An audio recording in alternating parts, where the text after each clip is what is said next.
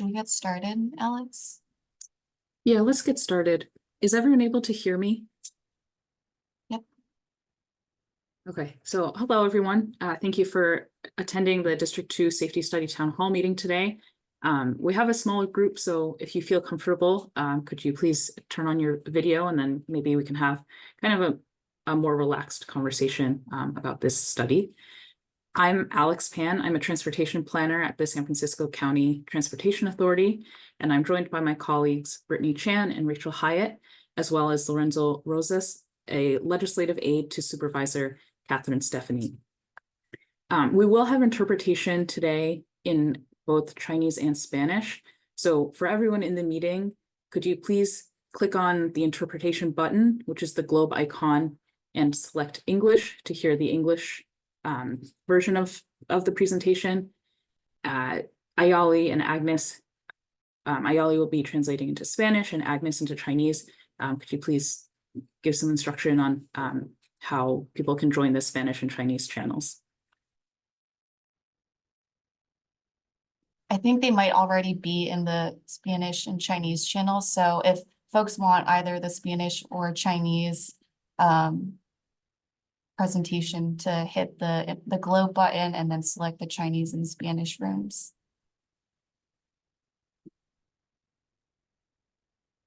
Cool. Lorenzo, would you like to share any remarks before we begin? Thank you so much, Alex. I just want to say from Supervisor Stephanie's office that we're so grateful to SFCTA for putting on the safety study and for putting on this survey. I know we have a smaller group today, but I see that this is recorded and we are going to continue to share the information that is discussed today, as well as if potentially the recording we can share to make sure that more and more people across the district get this information and are participating in the safety study. We just really appreciate your planning and your implementation of different methods of making our streets safer. And I know I speak for the supervisor in saying we really, really appreciate your work. That's to Brittany, to you, Alex, to Rachel, and we look forward to continuing this work here. But also, in the coming months as implementation and the second phase continues to go on. So thank you so much, Alex, and I'll turn the microphone back to you.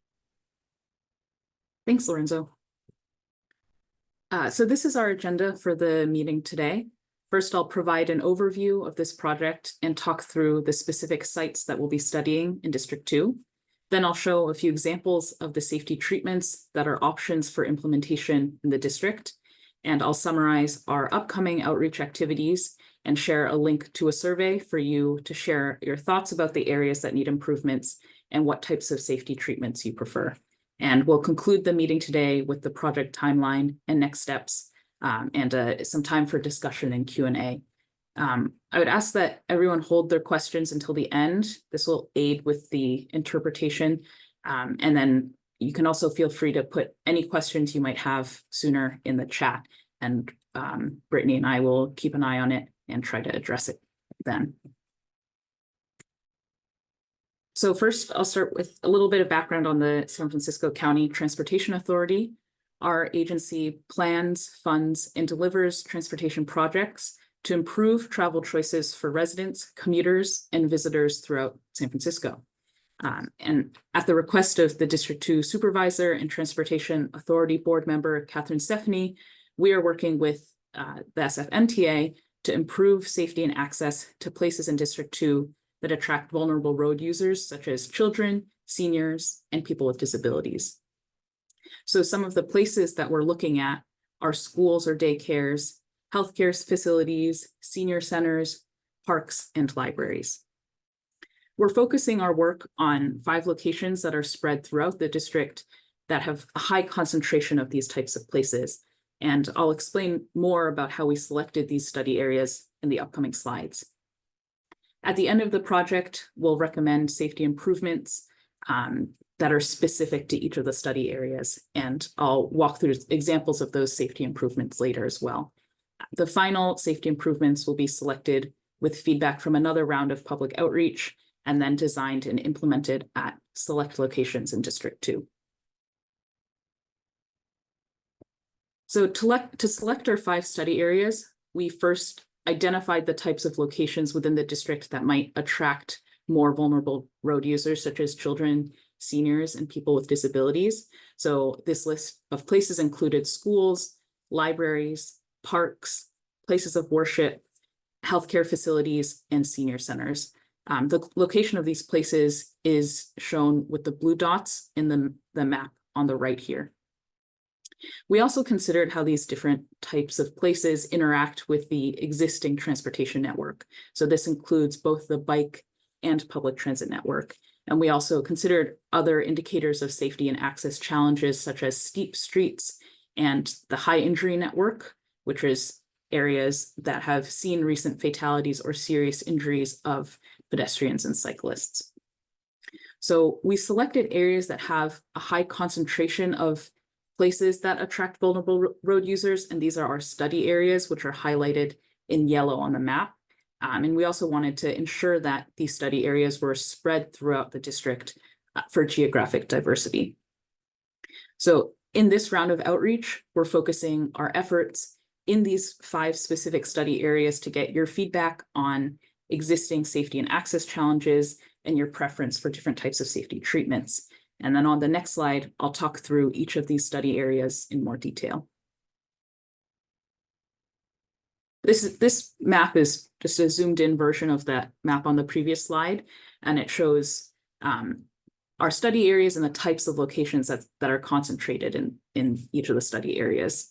So starting on the western side of the district, the Presidio Heights study area has 2 elementary schools, a pediatric urgent care facility, and a Sutter Health CPMC location. South of Presidio Heights is the Anza Vista study area, which contains a Kaiser location, the San Francisco Day School, and a number of churches.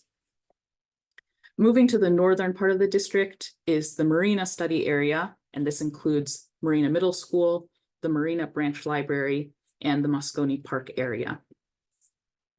South of the Marina is the Pacific Heights study area, and this includes access to 2 parks, Alta Plaza and Lafayette, the CPMC Pacific Heights campus, and a number of schools and daycares, as well as places of worship. Finally, the Cathedral Hill study area in the southeastern part of the district has another CPMC location, some large places of worship, including the Cathedral of St. Mary the Assumption, a preschool, and a Montessori school. So again, we chose these study areas because they have concentrations of places that draw vulnerable road users, and they're spread geographically throughout the district. So in this phase of the study, we're focusing our outreach efforts in these study areas. And in the next slide, I'll walk through examples of some safety treatments that might be implemented to address safety and access challenges. These are some of the safety treatments that we're considering and asking for your feedback on. I'll introduce these concepts briefly here, and then as a reminder, we'll have a longer discussion and Q&A at the end of the town hall, so we can discuss these more then. First, one potential treatment are pedestrian refuge islands. These are places in the middle of a crosswalk where people can safely wait if they're not able to cross the street in one signal phase. And so these would be used on larger, wider roads, such as Gough Street, Lombard Street, or Geary Boulevard. A second potential treatment is crosswalk improvements. This could include adding high visibility crosswalks, flashing pedestrian beacons, or increasing the pedestrian crossing time. The third potential treatment are painted safety zones or bulb outs. And these are painted areas at intersections that shorten crosswalks and make pedestrians more visible to drivers. Sidewalk improvements include better or more streetlights, wider sidewalks, or sidewalk repaving. Traffic calming measures would help slow vehicle speeds, and this could include speed humps or hardened center lines, which would slow the speeds of turning vehicles.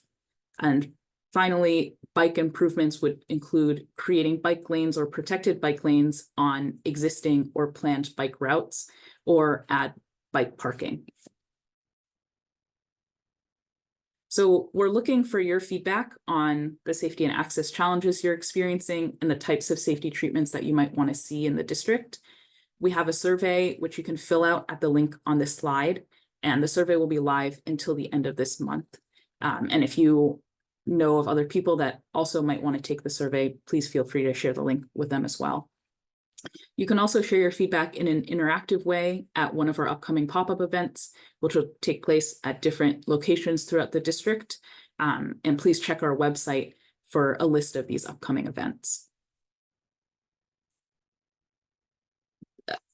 This is an overview of the timeline for the rest of the project. So this current round of outreach will wrap up this summer.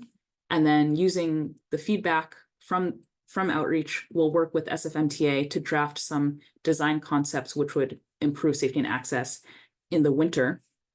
And our second round of outreach, which would gather feedback on these different designs and identify priority sites for implementation, will take place next spring. And the final report, which summarizes our findings, recommendations, and timeline for implementation, will be completed next summer in 2025. So that concludes the formal presentation part of this town hall. And we can open up the floor for discussion and any Q&A. If anyone has a question, feel free to raise your hand, put it in the chat. If you do want to ask a question, I would just remind you to speak slowly for the interpreters, and please wait for people to finish speaking before responding, just to make that interpretation easier. Let me stop sharing so we can all see each other. Yes, Tim, go ahead.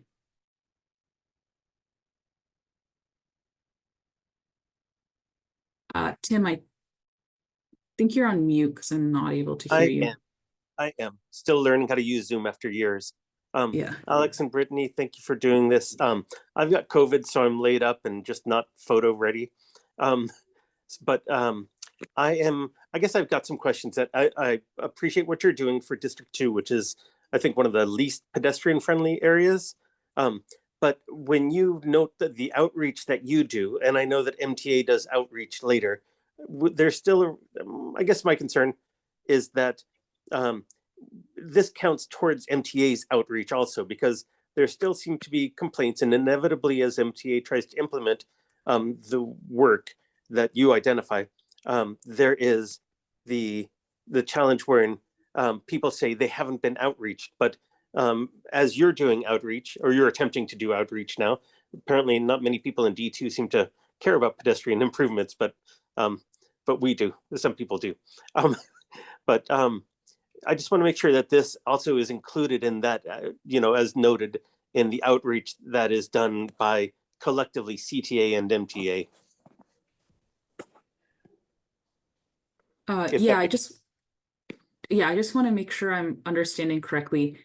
This round of outreach that we're leading is meant to understand, just get a sense of like what the challenges are in specific places where people are experiencing safety and access challenges and the types of improvements that they'd like to see. The round of outreach with SFMTA will happen later, and that will be more focused on, like, once we have designs, it'll gather feedback on that. Did that answer your question, Tim? Or that does, that does. Thank you. And again, I've got COVID brain, so I'm a little slower also. Do you mind going back to the slide of the improvements, the 6 improvements? And yes, let me share again. Sorry, hold on.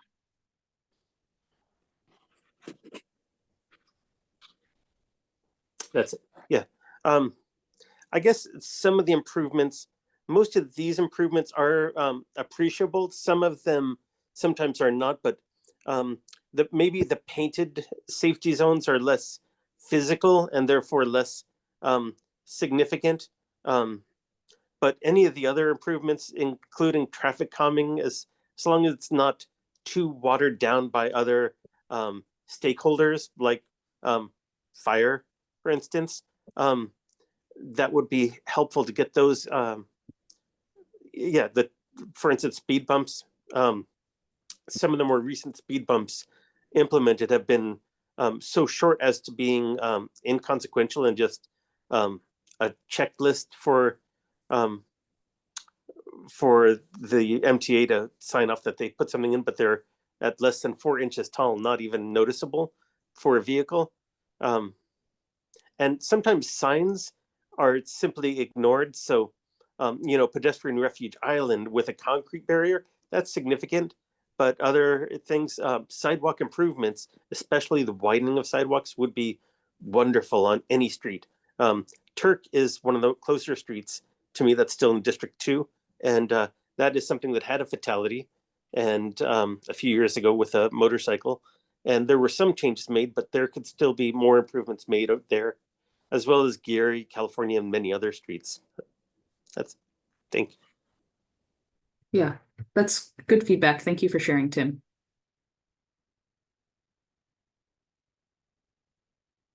Yeah, I just want to jump in, Tim, and say, that,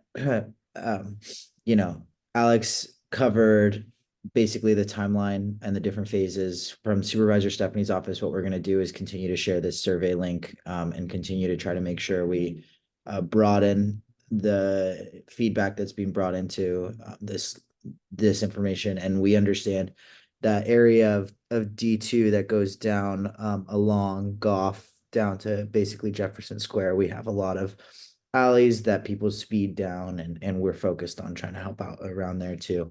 But if there is an area in those 5 different study areas that you're referencing to, it's helpful to just mention that as part of it.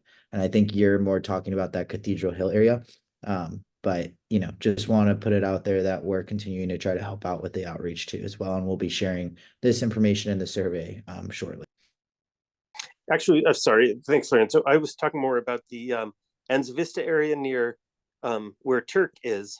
There's also, and I don't think it's quite there, but there is the area of Franklin where the teacher was killed by a driver.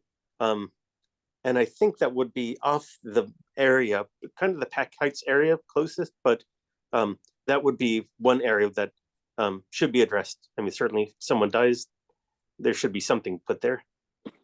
Absolutely. And, this is not in the purview of this discussion right here. But as I'm one of the legislative aides for Supervisor Stephanie, and I've been working with SFMTA specifically on Franklin Street specific issues. We just got some signal timing adjustments. I don't know if you're a driver, but if you drive down Franklin, you'll see that, you can hit 10 green lights in a row. And that just incentivizes a lot of speeding from cars that are trying to catch up to the green light wave, as they call it.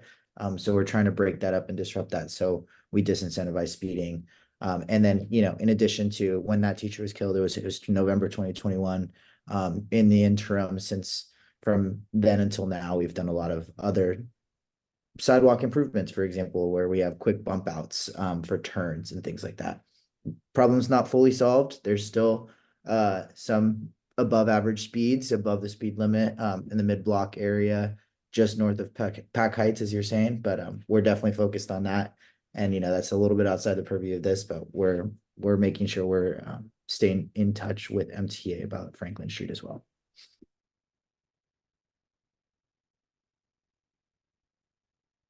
Yeah, thanks, Lorenzo. Are there any other questions or things that people would like to discuss?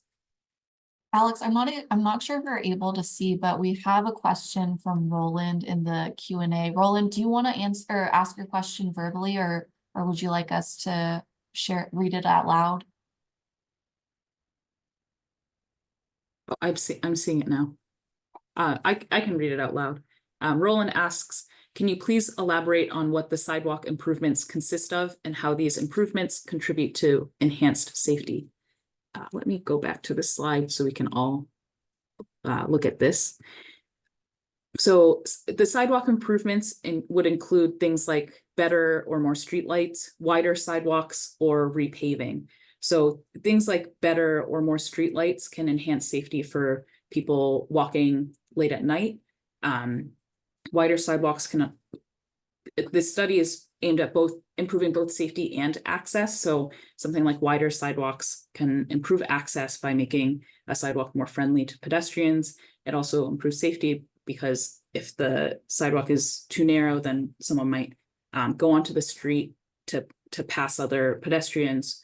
And then repaving can also enhance safety if there's uneven pavement that kind of causes obstruction for pedestrians or people who are using mobility assistance devices such as a walker or a wheelchair. This is Roland. Can you hear me?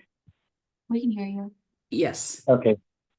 So I see the picture now. So the first question is did the sidewalk originally end to the right-hand side of this kind of paved area? Is that correct? And then you extended it to the left to where the new curb location is. Is that correct? Yeah, that's what wider sidewalk, that's what that would entail. That's correct. Okay, so so that makes sense. Now my comment here is that this, I guess, cobbled area between the old sidewalk and the new curb is treacherous to,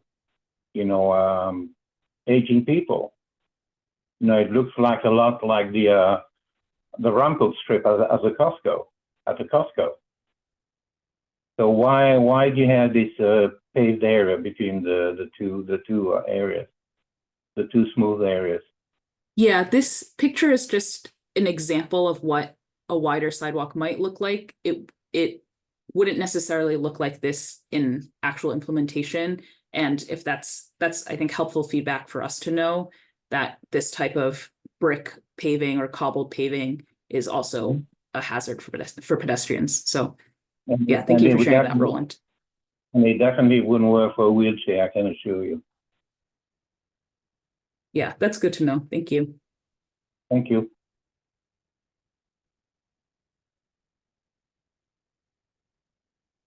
We also have another question from Tim. He asked, by lighting, do you mean pedestrian level lighting or for vehicles? For the sidewalk improvements, I believe, and Rachel, you can correct me if I'm wrong, I believe that the lighting refers to street lights on the sidewalk. Yes, that's right. Thanks, Rachel.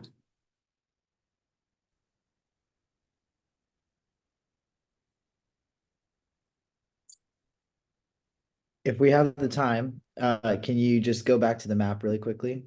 Yes.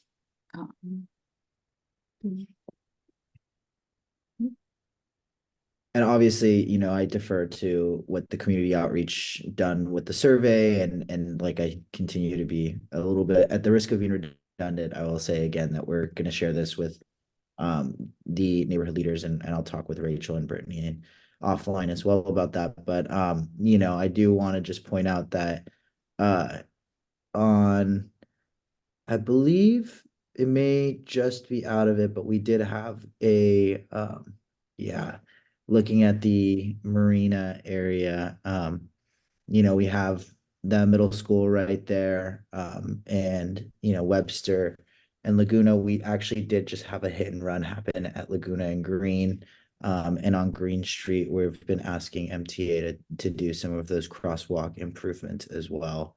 So I know that around the neighborhood in the marina area, there's been a lot of issue with some of the crosswalk painting, and a lot of cars going into the crosswalk before they stop. So I'll also point that out too as well, that's something that our office is aware of and should be incorporated in the feedback, especially in the marina area as well. Yeah. Yeah, Tim, go ahead.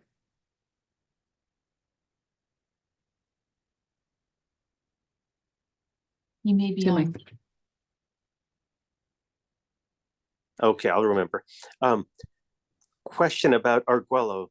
The Presidio Heights portion of Arguello, is that going to be incorporated? I don't know what the timeline is for the Arguello protected bike lane, but is this going to be in conjunction and prior along with that I see California Street also, and that's a major thoroughfare, which is, by the way, pretty dangerous as a pedestrian. But I don't know if it's a high injury corridor right there, but it's certainly a busy street. But with Arguello, I know there's already some planned, although I don't know if I've seen an actual design for the bike lane on that. Can you tell me how that would be incorporated? I think these types of kind of parallel efforts that aren't necessarily part of this study, but are happening at the same time, that'll come up in the coordination that we do with SFMTA in the next phase of the study once we're done with this round of outreach. And I'll also just jump in, Alex, and say that it's actually pretty great timing because Arguello Bike Lane team at SFMTA is going to start doing community outreach shortly. So it almost seems like it would work perfectly with the timeline that's happening for this project. So I'm really excited to hear about that. And it's definitely something that's on the mind of the supervisor's office. I'm meeting with the team pretty consistently about what the vision of making bike lanes are safer on Arguello looks like. Thanks, Lorenzo. Roland? It is really a follow-up, and I think I understand it now. If I look at these cobbles, they look very, very similar to the cobbles that you have in the median on the Embarcadero. And these cobbles are designed to discourage people from crossing the Muni tracks other than where it's expected, which is where the pedestrian crossings are. So if the intention in that picture is that, was that church? I don't remember what street that was. So if the intention is to prevent people from crossing in those areas where you have got these pebbles, then absolutely I agree with you that is a correct treatment. Thank you. Yeah, thanks, Roland. I think that is something that we would explore further in the next round of outreach, like what specifically the sidewalk improvements would look like.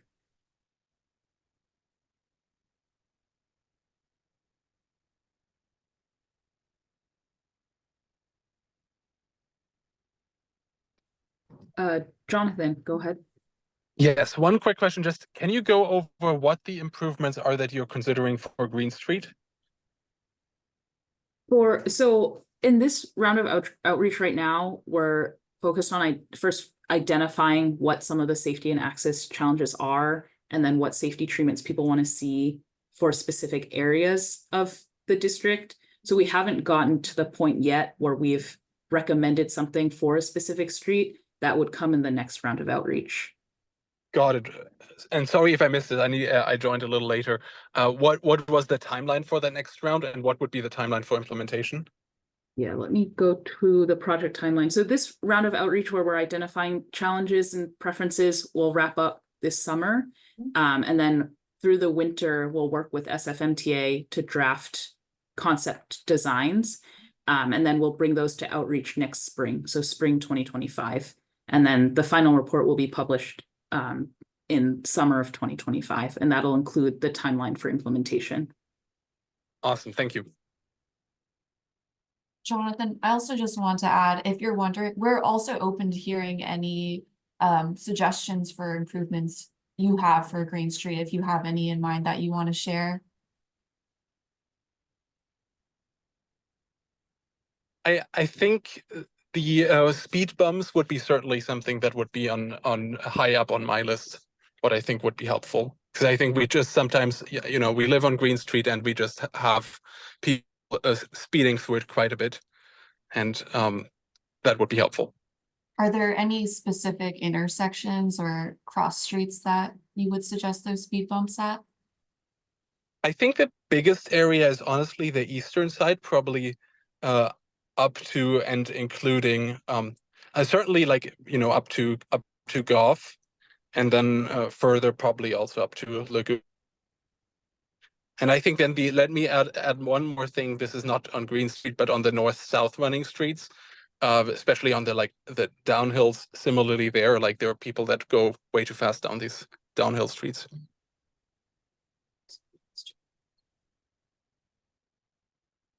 Thank you. Yeah, we're jotting all of these down in our notes.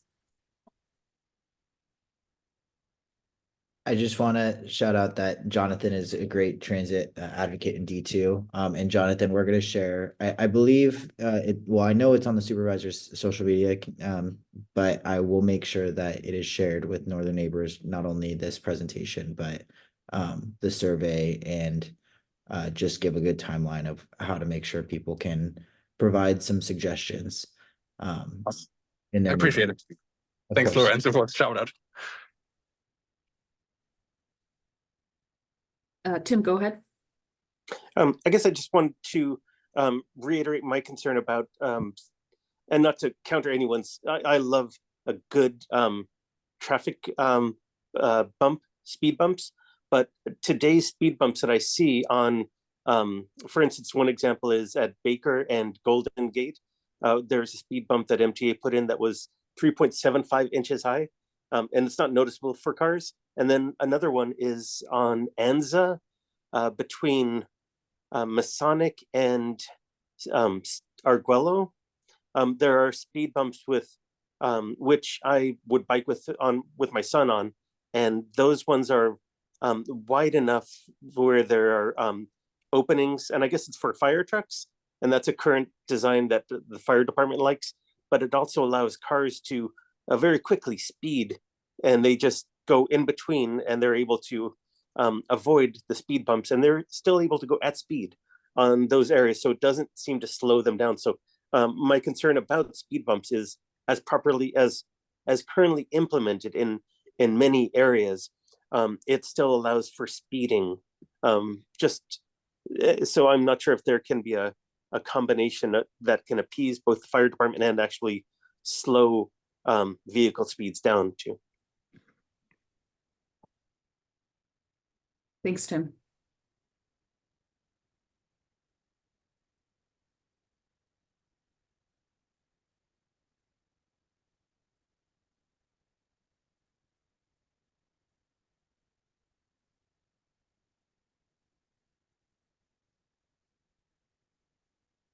Any other questions or things that people would like to discuss?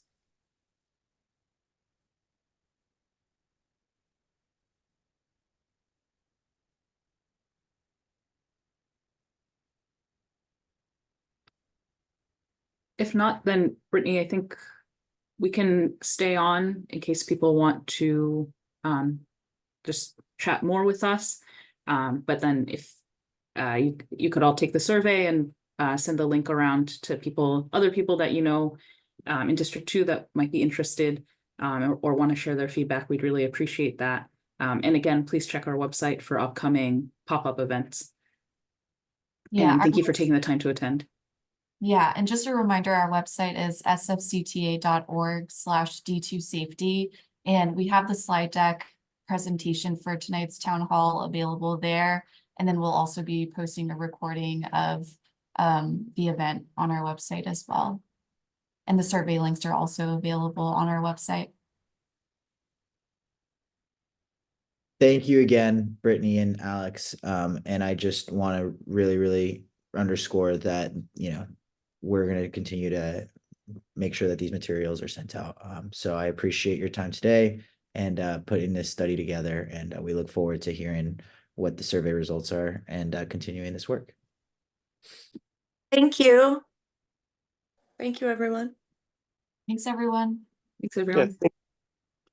Oh, Brittany, while I have you on, feel free to, if you could email me these slides for our community meeting or whatever slides you want to share for our NOPNA meeting on the 27th. Yep, will do. That's on my to-do list to send those over to you. Great. Okay. Thank you. Thanks, Tim. Thanks. Bye.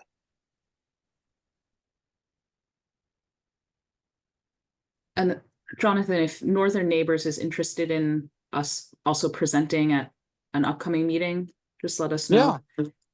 Yeah, I think that would be great. Thank you for offering. Like, I'll discuss it with my co-leads, and then we can come back to you and come up with a timeline or something.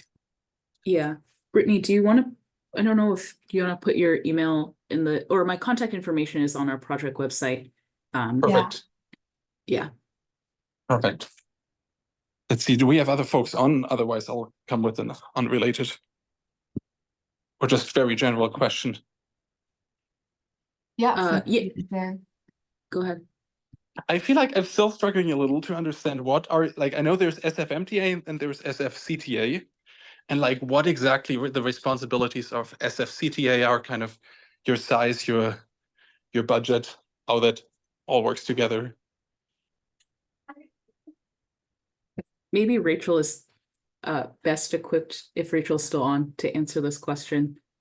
Sure, absolutely. Hi, Jonathan. Rachel Hyatt. I'm the Deputy Director for Planning, the planning role at SFCTA. So the SF County Transportation Authority, we are a very small agency. We're less than 50 people, and our governing board is the Board of Supervisors, just in their role as County Transportation Authority commissioners. And our agency was created in 1989, and it has two key roles. One is to serve as the state-required county congestion management agency, where we are responsible for long-range planning for the entire county. So not just the SFMTA system, but also the part of Caltrain and BART and other systems, Golden Gate Transit that serves San Francisco, as well as a liaison to Caltrans, the state agency. The other role we have is to administer a number of funding sources, most importantly, the half-cent sales tax for transportation that San Francisco voters approved originally in 1989, and then voters have reauthorized that sales tax most recently in 2022. The sales tax was reauthorized. And so we administer those funds to ensure that they're, the projects in the expenditure plan are achieved. And as an example, the recommendations that come out of this study will have funding in the sales tax for implementation and construction of those funds. SFMTA, as the operator, we do not operate any transit systems, right? We're a planning, funding, and project delivery agency. So I hope that helps. Awesome, that is great. What's the budget of SFCTA? So the sales tax brings in about $100 million per year. And so that's the capital funding. Well, it's mostly capital funding. We also fund paratransit. We also support San Francisco Paratransit, which is an operation. But that approximately $100 million per year goes to a whole range of type of capital improvements, from new buses and light rail vehicles to new street sweepers, to safety improvements, to Muni Forward. We provide local match to Muni Forward. So it's a very multimodal expenditure program. And roughly what share of that goes to SFMTA? Of the 100 million? It's gonna, so the reason I want to say most of it, the reason I hesitate is because there are these multimodal projects like the Salesforce Transit Center, which was a big part. Yeah, that makes sense. Yeah. And you said it's mostly capital projects. So like you're not responsible for any operational funding except of, I think you mentioned paratransit, right? That is correct. That's correct. Got it. Awesome. Yeah, that was super helpful. Thank you. Thanks for your interest. Definitely.